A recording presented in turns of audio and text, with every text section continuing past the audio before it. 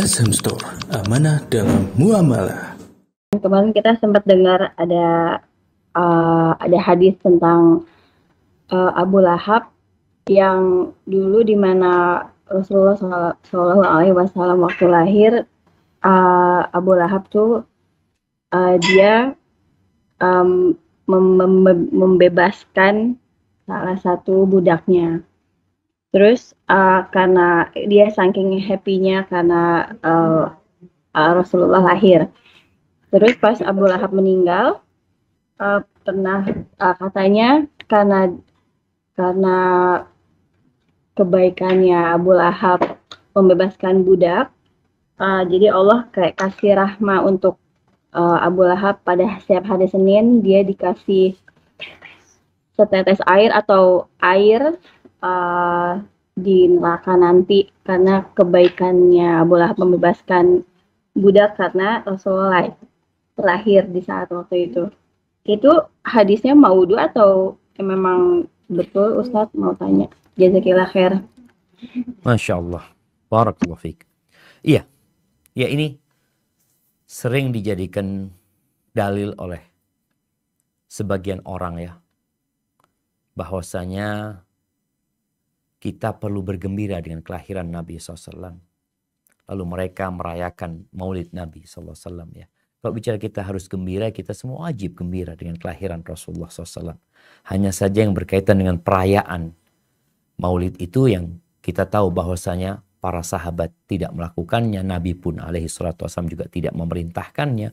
Kemudian sampai imam-imam yang 4 dari Imam Syafi'i, dari mulai Imam Abu Hanifah, Imam Malik bin Anas, Al-Imam Syafi'i dan Imam Ahmad bin Hanbal, mereka juga tidak menganjurkan dan tidak merayakan seperti itu.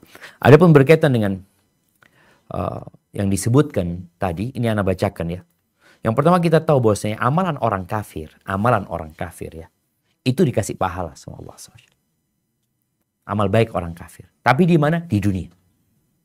Di akhirat nggak ada. Allah nggak terima. Kan ini orang-orang musyrik seperti itu. Wa qadimna ila ma amilu min amal faja'alnahu haba'an manthura. Berkaitan dengan kisah diringankannya azabnya Abu Lahab gara-gara dia membebaskan budaknya Thuwaibah yang menyusui Nabi SAW. Itu akhirnya dia diringankan azabnya. Sebenarnya yang pertama ini bukan dari sabda Nabi SAW. Jadi bukan hadis yang diucapkan Rasulullah SAW. Yang kedua juga bukan dari ucapan para sahabat Nabi SAW. Ini hanya mimpi. Mimpi keluarganya Abu Jahal. Abu Lahab, afwan.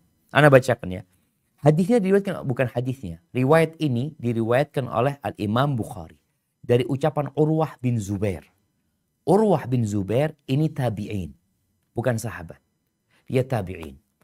Urwah bin Zubair mengatakan, wa Thuwaibah maulatun li Abi Lahab. Karena Abu Lahab a'taqaha.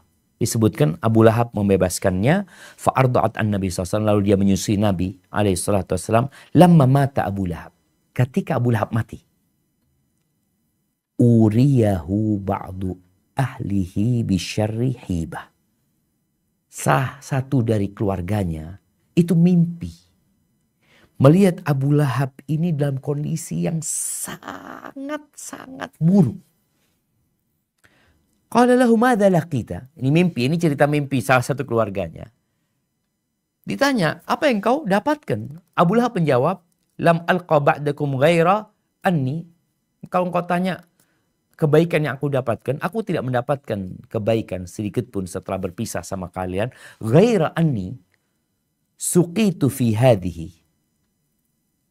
Dia cuma mengatakan, selain aku mendapatkan minuman yang sedikit ya. Dikasih minuman dia. Karena dia bi'itaqati Thuwaibah. Karena aku membebaskan Thuwaibah. Jadi ini disebutkan hanya mimpi. Jadi dia mendapatkan air yang sedikit mungkin di bawah ibham. Di riwayat lain dikatakan wa asyara ila naqra allati tahta ibhami. Dia menunjukkan kepada ya satu tetes. Ya seperti orang kalau nyusu ya, bayi nyusu itu kan kadang-kala dia memasukkan jempolnya ke mulutnya, seperti ibu jarinya ke mulutnya. Jadi seperti itu, dapat sedikit dia Abu Lahab. Yang pertama, ini mimpi tadi sebutkan. Ini mimpi keluarganya Abu Jahal. Mimpi dan ceritanya cerita seorang tabi'in. Bukan sesuatu yang bisa dijadikan landasannya. Tapi kalau bicara kita bergembira dengan kelahiran Nabi, kita bergembira.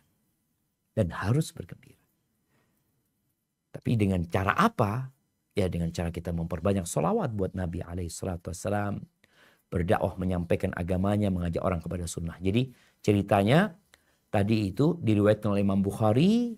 Tapi sekali lagi itu ucapan seorang tabi'in berkaitan dengan mimpi keluarganya Abu Lahab. Hadza wallahu a'lam bissawab. Nah.